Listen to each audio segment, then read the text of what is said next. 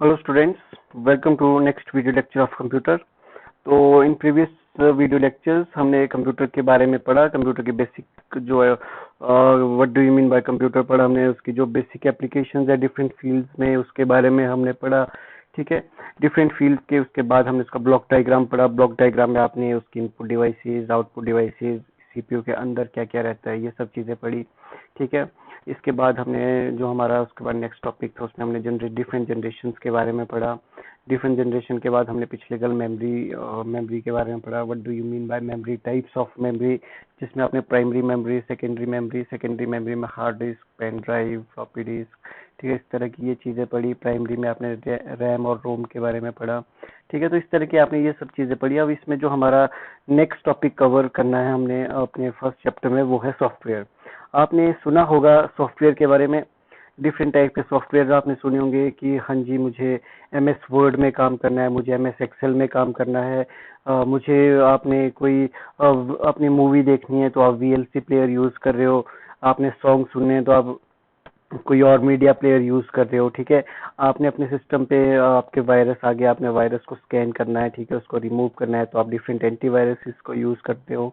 ठीक है, वैसे आप अपने मोबाइल के अगर एग्जांपल लेते हो, आप मोबाइल में आप डिफरेंट एप्लीकेशन यूज़ करते होंगे, सच एज आप कोई गेम्स खेलते होंगे, या आप फेसबुक यूज़ करते हो, या व्हाट्सएप यूज़ करते हो, ठीक है, या आप इंस्टाग्राम यूज़ करते हो, या आप क्रोम यूज़ करते हो। ठीक है, तो इस तरह की बहुत सारी एप्लीकेशंस हम लोग या बहुत सारे सॉफ्टवेयर अपनी डेली लाइफ में देखते रहते हैं। तो आइए हम आज इसके बारे में पढ़ते हैं कि सॉफ्टवेयर बेसिकली है क्या, सॉफ्टवेयर के टाइप्स क्या क्या है, और सॉफ्टवेयर को हम लोग कैसे यूज़ करते हैं। ठीक है, तो सॉफ्टवेयर और उसके टाइप, जैसा कि आप सभी जानते हैं कि कंप्यूटर एक इलेक्ट्रॉनिक डिवाइस है जो क्या करती है, वेरियस एप्लीकेशन या वेरियस ऑपरेशंस को परफॉर्म करती है at a very higher speed rather than हमारे जो ह्यूमन माइंड है उससे भी फास्टली वो किसी भी कैलकुलेशन को परफॉर्म कर सकती है और उसका रिजल्ट आपको दे सकती है। ठीक है, कंप्यूटर बेसिकली टू पार्ट से कंसिस्ट होता है। एक तो फिजिकल पार्ट है उसका, ठीक है, जिसको आप लोग टच कर सकते हो, फील कर सकते हो, ठीक है, देख सकते हो। और दूसरा पार्ट है उसका जिसको आप टच नहीं कर सकते, फील नहीं कर सकते, ठीक है, वो है आपका सॉफ्टवेयर। जिसको आप टच कर सकते हो, फील कर सकते हो, वो आपका हार्डवेयर। बेसिकली आपका कंप्यूटर टू डिफरेंट पार्ट्स का बना हुआ है। फर्स्टली हार्डवेयर, जिसको आप देख सकते हो, टच कर सकते हो, ठीक है, एंड सेकेंडली जो इसका मोस्ट इंपॉर्टेंट पार्ट है वो है सॉफ्टवेयर। ठीक है, विदाउट हार्डवेयर भी आपका कंप्यूटर किसी काम का नहीं है, और विदाउट सॉफ्टवेयर भी आपका कंप्यूटर किसी काम का नहीं है। ठीक है, तो आपके पास कंप्यूटर अगर आपने यूज़ करना है तो आपके पास हार्डवेयर भी होना चाहिए कंप्यूटर का, और साथ में सॉफ्टवेयर भी होना चाहिए। अदरवाइज आप एक कंप्यूटर को ऑपरेट नहीं कर सकते। तो ये दोनों चीज़ें बहुत बहुत बहुत इंपॉर्टेंट है।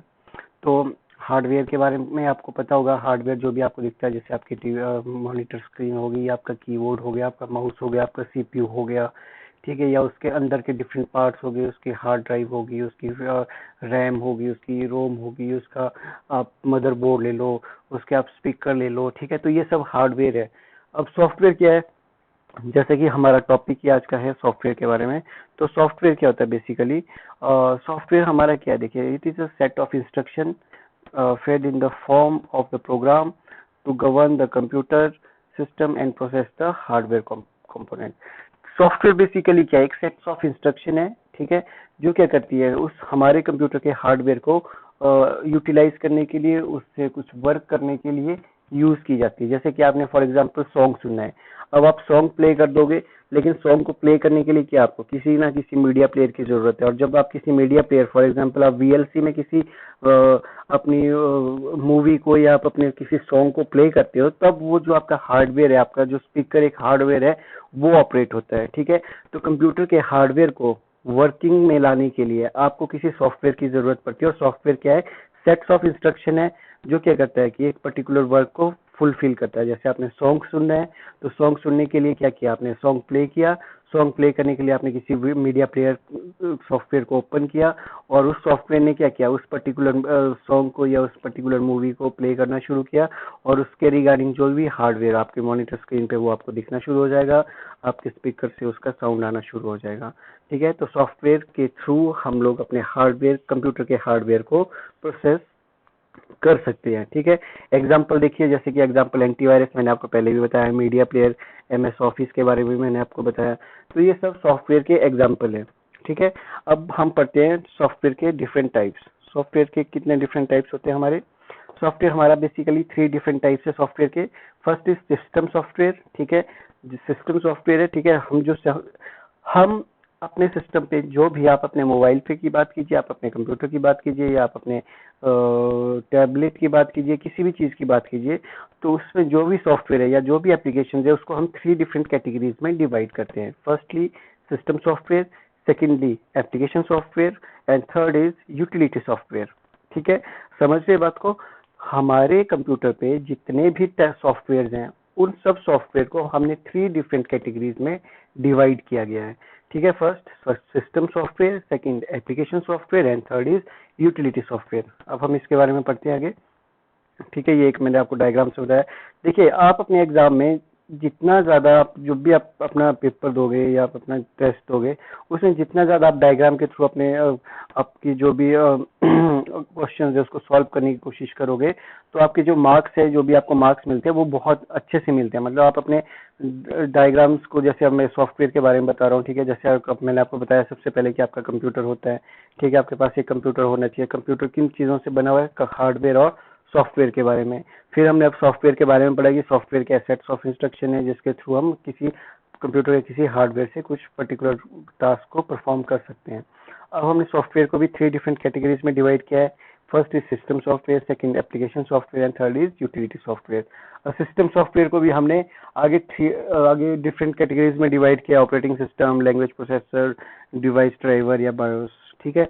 वैसे एप्लीकेशन सॉफ्टवेयर को भी हमने 2 डिफरेंट कैटेगरीज में डिवाइड किया, जैसे general purpose application software and specific purpose application software. Utility software के बारे में भी अभी हम आगे पढ़ेंगे, तो ठीक है। तो मतलब आप अपने एग्जाम में आप अपने पेपर में, आप अपने टेस्ट में अपने क्वेश्चन को जितना ज़्यादा डायग्राम के थ्रू रिप्रेजेंट करोगे, आपको मार्क्स मिलने के जो भी चांसेस है वो बहुत ज़्यादा बढ़ जाते हैं जब आप एक अपने क्वेश्चन को डायग्राम के थ्रू रिप्रेजेंट करते हो, ठीक है। तो आइए हम पढ़ते हैं सिस्टम सॉफ्टवेयर के बारे में। देखिए, सिस्टम सॉफ्टवेयर क्या है? इसका नाम ही आपको बता रहा है सिस्टम सॉफ्टवेयर।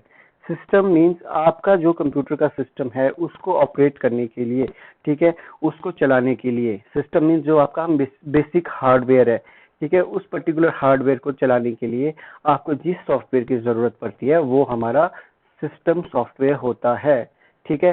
सिस्टम सॉफ्टवेयर क्या आपका सबसे मेजर सॉफ्टवेयर है। अगर आपके पास डिफरेंट सॉफ्टवेयर अवेलेबल है, लेकिन आपके पास अगर सिस्टम सॉफ्टवेयर अवेलेबल नहीं है तो आप अपने कंप्यूटर सिस्टम को यूज ही नहीं कर सकते, ठीक है। तो सबसे इम्पोर्टेंट पार्ट आपके कंप्यूटर में सिस्टम सॉफ्टवेयर होना चाहिए। सिस्टम सॉफ्टवेयर ना कि आपके कंप्यूटर में, आपके लैपटॉप में, आपके टैब में, आपके मोबाइल में, जो भी आप इलेक्ट्रॉनिक या जो भी आप कंप्यूटराइज चीज यूज कर रहे हो उसमें सिस्टम सॉफ्टवेयर होना चाहिए। मतलब सबसे बेसिक और फंडामेंटल सॉफ्टवेयर की रिक्वायरमेंट रहती है हमारे सिस्टम पे, और जो वो बेसिक और वो फंडामेंटल सॉफ्टवेयर है उसको हम लोग सिस्टम सॉफ्टवेयर बोलते हैं, ठीक है। सिस्टम सॉफ्टवेयर एग्जांपल, जैसे आप अपने कंप्यूटर पे विंडोज यूज करते हो, विंडोज 7 यूज करते हो, विंडोज 10 यूज करते हो, 8 यूज करते हो, ठीक है, एक्सपी यूज करते थे, ठीक है। वैसे आप अपने मोबाइल पे एंड्रॉयड यूज करते हो, ठीक है, एंड्रॉयड के भी डिफरेंट वर्जन है, ठीक है। उसके बाद आप अपने इस पे आईफोन पे iOS यूज करते हो, ठीक है। तो ये सब सिस्टम सॉफ्टवेयर है। मतलब आपके सिस्टम बेसिक आपके सिस्टम या बेसिक आपके कंप्यूटर या आपके मोबाइल के हार्डवेयर को ऑपरेट करने के लिए जिस भी सॉफ्टवेयर की जरूरत होती है उसको हम लोग सिस्टम सॉफ्टवेयर बोलते हैं। मतलब ये एक फंडामेंटल और सबसे मेजर सॉफ्टवेयर है। अदरवाइज आपके डिफरेंट सॉफ्टवेयर किसी काम की नहीं है अगर आपके पास सिस्टम सॉफ्टवेयर ही अवेलेबल नहीं है। आप देखते भी होंगे अगर आपकी विंडोज उड़ जाती है, ठीक है, तो आप अपने सिस्टम को इवन ओपन भी नहीं कर सकते। तो सबसे इम्पोर्टेंट जो आपका फंडामेंटल सॉफ्टवेयर है आपके सिस्टम के लिए वो है सिस्टम सॉफ्टवेयर, ठीक है। सिस्टम सॉफ्टवेयर को भी हमने आगे 4 डिफरेंट कैटेगरीज में डिवाइड किया है, ठीक है। फर्स्ट है operating system. Operating system means आपके सिस्टम को ऑपरेट करने के लिए, ठीक है, मेन प्रोग्राम है आपका, ठीक है, जो आपको कंप्यूटर को ऑपरेट करने के लिए हेल्प करता है, ठीक है। मैंने इसके एग्जांपल आपको बताया, जैसे MS विंडो है आपका, लिनक्स है, मैक है आपका, एंड्रॉइड है, ठीक है। ये सारे के सारे ऑपरेटिंग सिस्टम है जो आपके सिस्टम को बेसिक रिक्वायरमेंट की, जैसे सिस्टम सॉफ्टवेयर मैंने आपको बताया कि बेसिक है, मतलब फंडामेंटल है और मेजर सॉफ्टवेयर है, वैसे ही उसमें भी आप जब डिफरेंट कैटेगरीज की बात करते हो तो उसमें सबसे जो मेजर पार्ट है आपका वो है ऑपरेटिंग सिस्टम। आपके पास सिस्टम सॉफ्टवेयर में आपके पास ऑपरेटिंग सिस्टम अवेलेबल होना चाहिए, ठीक है, समझ रहे बात को। और आपके पास जब आपके पास अवेलेबल होगा आपका ऑपरेटिंग सिस्टम, तभी आप अपने अदर सॉफ्टवेयर को इंस्टॉल कर सकते हो। और ऑपरेटिंग सिस्टम के एग्जांपल MS विंडो मीन्स आप विंडोज में आप विंडो 7 यूज करते होंगे, विंडो 8 यूज करते होंगे, विंडो 10 यूज करते होंगे। वैसे लिनक्स का ऑपरेटिंग सिस्टम है, यूनिक्स ऑपरेटिंग सिस्टम है, मैक ऑपरेटिंग सिस्टम है, एंड्रॉयड ऑपरेटिंग सिस्टम है। तो इस तरह के बहुत सारे ऑपरेटिंग सिस्टम है जो आपके कंप्यूटर को, जो आपके मोबाइल को हेल्प करते हैं उसके हार्डवेयर को यूटिलाइज करने के लिए, एक प्लेटफॉर्म क्रिएट करने के लिए। ठीक है, नेक्स्ट है लैंग्वेज प्रोसेसर। लैंग्वेज प्रोसेसर का मतलब क्या है? लैंग्वेज मीन्स, जब देखिए कंप्यूटर क्या है, कंप्यूटर बेसिकली 0 और 1 की फॉर्म में ही किसी ना किसी हर किसी इंस्ट्रक्शन को समझता है। ठीक है, आपका जो कंप्यूटर का हार्डवेयर है वो तभी यूटिलाइज होगा जब आपके कंप्यूटर जो आप इंस्ट्रक्शन दे रहे हो उसको समझ सके।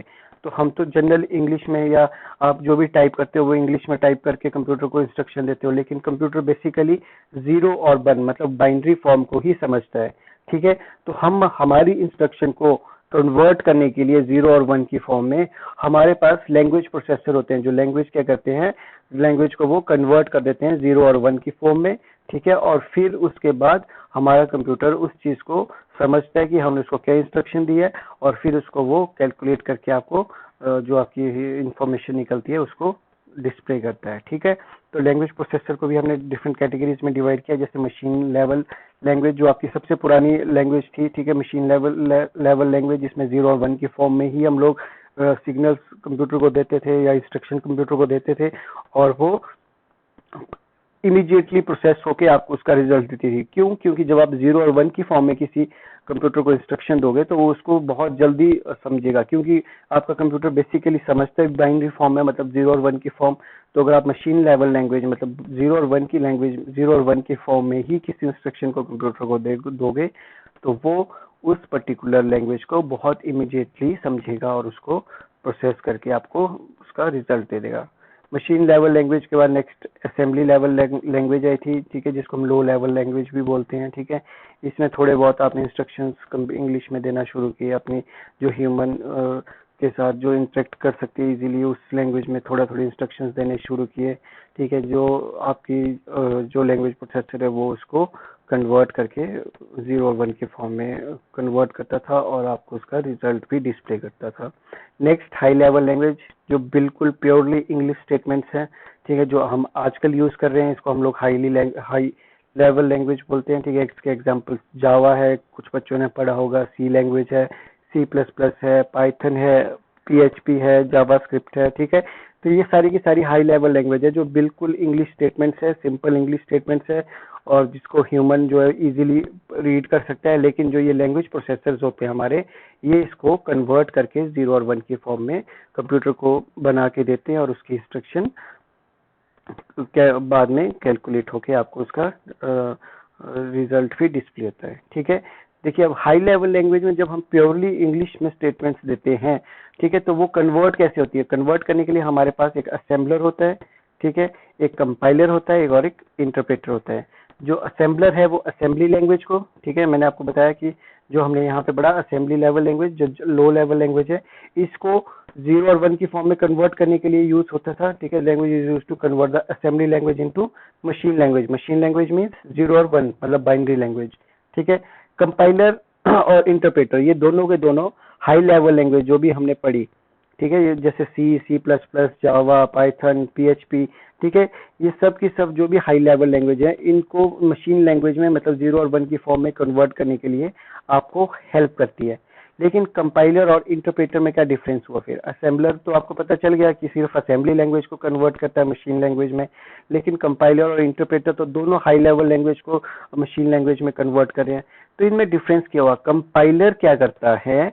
कंपाइलर आपके पूरे के पूरे प्रोग्राम को, जो भी आपने इंस्ट्रक्शन दी है, उस पूरे के पूरे प्रोग्राम को रीड करता है, उसमें अगर कोई एरर है उनको हाईलाइट करता है, और अगर वो विदाउट एरर है तो उसको डायरेक्टली एग्जीक्यूट करके आपको उसका रिजल्ट दे देता है। ठीक है, समझ रहे बात? मतलब फॉर एग्जांपल आपने एक पैराग्राफ लिखा, तो कंपाइलर क्या करेगा? उस पूरे पैराग्राफ की एक एक लाइन, एक एक वर्ड को पूरा का पूरा चेक करेगा, जहां जहां पे उसको गलतियां लग रही है उसको राउंड करेगा, उसको हाईलाइट करेगा, और फिर उसको एंड कर देगा और आपके जो आपके एरर्स है या जो आपकी गलतियां हैं उसको आपको रिमूव करना है। उसके बाद फिर से कंपाइल करना है। जब वो आपका प्रोग्राम या जो आपका वो पैराग्राफ है वो एरर फ्री हो जाएगा तो वो आपके कंपाइलर क्या करेगा, उस पर्टिकुलर जो आपकी हाई लेवल लैंग्वेज है उसको मशीन लैंग्वेज में बदल के कंप्यूटर को दे देगा वो, और उसको प्रोसेस करके आपको रिजल्ट डिस्प्ले कर देगा। लेकिन इंटरप्रेटर में क्या आता है कि जब आप उसी का एग्जांपल ले लो, ठीक है, आपका अपने जैसे कि मैंने आपको बताया पैराग्राफ का, अब आपने पैराग्राफ में हो सकता है कि थर्ड लाइन में कुछ गलती कर दी है तो क्या करेगा इंटरप्रेटर, क्या करेगा, फर्स्ट लाइन आपकी बिल्कुल ठीक है, सेकंड लाइन बिल्कुल ठीक है, थर्ड लाइन में जाकर उसको एरर मिलता है तो वो क्या कर देगा, उसको वहीं पे स्टॉप कर देगा। उसके आगे के एरर वो नहीं देखेगा तब तक जब तक आप उस एरर को रिमूव ना कर दो।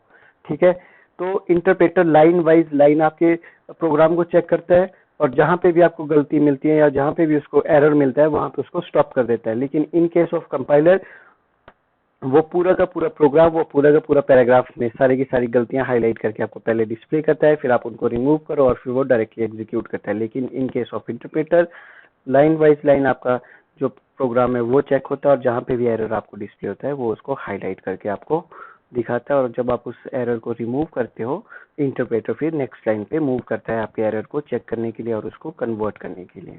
ठीक है, next third part device drivers.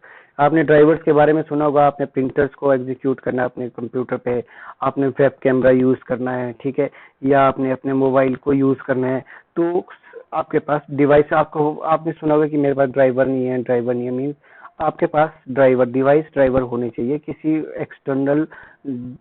External device को अपने कंप्यूटर के साथ कनेक्ट करने के लिए। एक्सटर्नल डिवाइस आपकी हो सकती है आपका मोबाइल हो सकता है आपका प्रिंटर हो सकता है आपका वेब कैमरा हो। ठीक है, तो डिवाइस ड्राइवर मींस आप जब किसी एक्सटर्नल डिवाइस को अपने कंप्यूटर के साथ अटैच करते हो, ठीक है, आपका पेन ड्राइव भी हो सकता है। आप देखते होंगे जब आप बिल्कुल नया पेन ड्राइव अपने सिस्टम पे लगाते हो तो वो सबसे पहले इंस्टॉल करता है उसके ड्राइवर को ऑटोमेटिकली।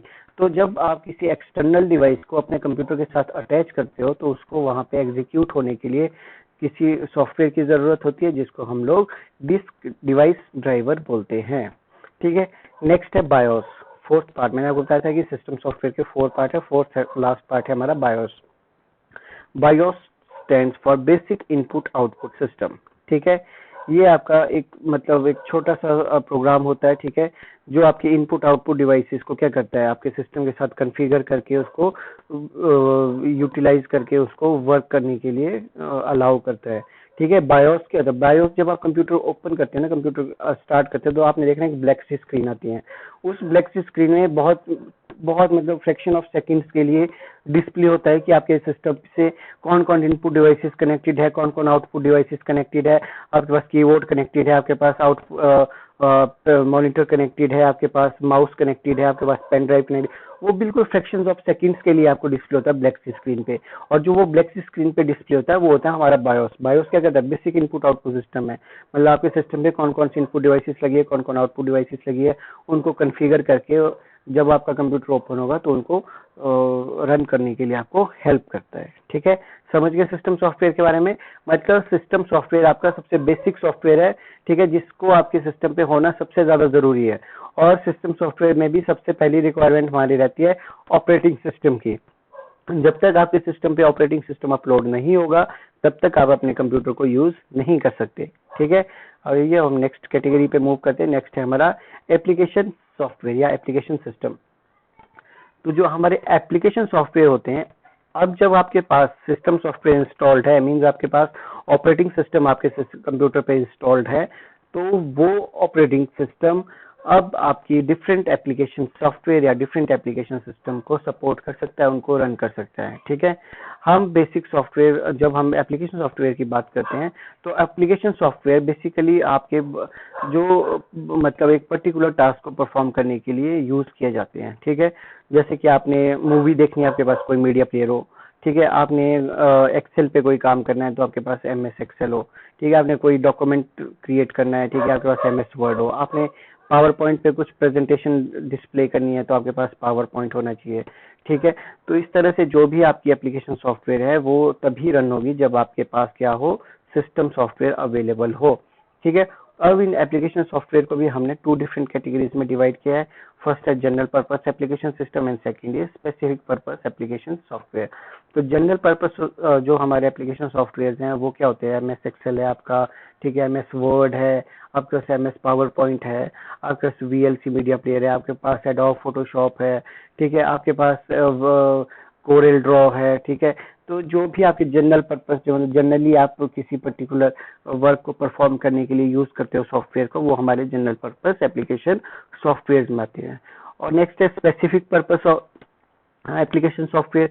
स्पेसिफिक मीन्स आपका नेम ही सजेस्ट कर रहा है किसी पर्टिकुलर स्पेसिफिक वर्क को परफॉर्म करने के लिए। बेसिकली आपके स्कूल्स में, आपकी कोई बिजनेस इन्वायरमेंट में, कोई आपकी बड़ी बड़ी कंपनीज में जो सॉफ्टवेयर यूज होते हैं, ठीक है, जैसे टिकट रिजर्वेशन सिस्टम ले लो आप, होटल मैनेजमेंट सिस्टम ले लो, पेरोल मैनेजमेंट सिस्टम ले लो, स्कूल मैनेजमेंट सिस्टम ले लो, ठीक है, जो सिर्फ एक पर्टिकुलर, अब आप स्कूल जो आपका फॉर एग्जांपल स्कूल मैनेजमेंट को लेकर कोई सॉफ्टवेयर है, उसमें तो आप किसी अब आप डॉक्यूमेंट को क्रिएट नहीं कर सकते, वहां पे आप किसी इमेज को एडिट नहीं कर सकते, ना ही आप वहां पे किसी मीडिया प्लेयर को मीडिया को आप चला सकते हो। फॉर एग्जांपल आप कोई वीडियो देखना चाहते हो, कोई ऑडियो सुनना चाहते हो, तो स्पेसिफिक पर्पस सॉफ्टवेयर का काम सिर्फ स्पेसिफिकली किसी पर्टिकुलर वर्क को या किसी बिजनेस इन्वायरमेंट में किसी प्रॉब्लम को सॉल्व करने के लिए हम लोग यूज करते हैं, ठीक है। लेकिन सबसे इंपॉर्टेंट बात है कि जब आपके पास सिस्टम सॉफ्टवेयर अवेलेबल होगा तभी आप अपने सिस्टम पे एप्लीकेशन सॉफ्टवेयर और यूटिलिटी सॉफ्टवेयर को यूज कर सकते हो, ठीक है। इसके बाद नेक्स्ट मूव करते हैं हम यूटिलिटी सॉफ्टवेयर पे। Utility third type of software मैंने आपको बताया था, ठीक है। ये आपके मोस्ट बेसिक टाइप सॉफ्टवेयर हैं, ठीक है, जो आपको हाईली यूटिलिटी देते हैं यूजर्स को, ठीक है, जो आपके डेली वर्क की नीड को पूरा करते हैं। जैसे आप अपने एंटीवायरसेस ले लो, डिस्क को डीफ्रेगमेंट करने के टूल्स ले लो, टेक्स्ट एडिटर ले लो, पेंट ले लो, ठीक है। तो ये सब क्या है, बेसिक सॉफ्टवेयर है जो आपके ऑपरेटिंग सिस्टम के साथ ही आते हैं, ठीक है। कुछ एक जैसे एंटीवायरस है जिसको आप अलग से, मतलब यूटिलिटी कोई पर्टिकुलर टास्क यूजर्स को परफॉर्म करने के लिए जो सॉफ्टवेयर हम लोग यूज करते हैं उसको हम यूटिलिटी सॉफ्टवेयर में कैटेगराइज्ड करते हैं, ठीक है। तो ये था आज के लिए, हमने आज सॉफ्टवेयर के बारे में पढ़ा, ठीक है। सॉफ्टवेयर क्या है, सेट ऑफ इंस्ट्रक्शन है जो आपके हार्डवेयर को यूटिलाइज करने के लिए आपको हेल्प करती है या किसी पर्टिकुलर टास्क को परफॉर्म करने के लिए हेल्प करती है, ठीक है। जिसमें हमने सिस्टम सॉफ्टवेयर जिसमें हमने डिफरेंट कैटेगरीज पढ़ी है, system software, application software and utility software.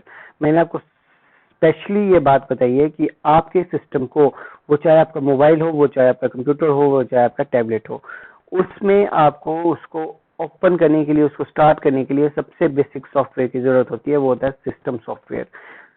जब आपके पास सिस्टम सॉफ्टवेयर होगा तभी आप अपने अदर सॉफ्टवेयर को यूज कर सकते हैं। सिस्टम सॉफ्टवेयर में भी आपके पास सबसे बेसिक रिक्वायरमेंट ऑपरेटिंग सिस्टम की होती है। ऑपरेटिंग सिस्टम क्या है आपका, ऑपरेटिंग सिस्टम आपका विंडोज 7 है, विंडोज 8 है, विंडोज 10 है, एंड्रॉइड है, iOS है, मैक है, लिनक्स है, यूनिक्स है, ठीक है। जब तक आपके सिस्टम पे कोई ऑपरेटिंग सिस्टम अपलोड नहीं होगा तब तक आप अपने ये जो भी आप बाकी चीजें देख रहे हो ये सब चीजें किसी काम की नहीं है, ठीक है। तो ऑपरेटिंग सिस्टम होना सबसे ज्यादा जरूरी है। ऑपरेटिंग सिस्टम के बाद आप अपने ये जो डिफरेंट सॉफ्टवेयर, लैंग्वेज प्रोसेसर देख रहे हो, डिवाइस ड्राइवर देख रहे हो, बायोस देख रहे हो, general purpose application software, specific purpose application software या यूटिलिटी सॉफ्टवेयर, तभी ये रन करेंगे जब आपके पास ऑपरेटिंग सिस्टम होगा, ठीक है। मतलब आपके पास सिस्टम सॉफ्टवेयर सबसे पहले होना जरूरी है और सिस्टम सॉफ्टवेयर में भी ऑपरेटिंग सिस्टम होना सबसे ज्यादा जरूरी है, ठीक है। तो ये सब चीजें हैं और अगर आपको आज के लिए यही काफी है। अगर आपको इसमें कोई डाउट रहता है तो आप मुझसे पूछ सकते हो। तो इसमें जो भी आपके क्वेश्चंस बनते हैं वो यही है, what do you mean bye software, explain it's different categories. Mostly आपसे पूछा जा सकता है directly, what do you mean by system software and application software, ठीक है। एक्सप्लेन सिस्टम सॉफ्टवेयर या एक्सप्लेन एप्लीकेशन सॉफ्टवेयर या एक्सप्लेन यूटिलिटी सॉफ्टवेयर, ठीक है। तो ये क्वेश्चंस आपने तैयार करने हैं, ठीक है। बाकी अगर आपको कोई डाउट्स रहते हैं तो आप मुझसे पूछ सकते हो, ठीक है। Thank you and that is all for the today's lecture.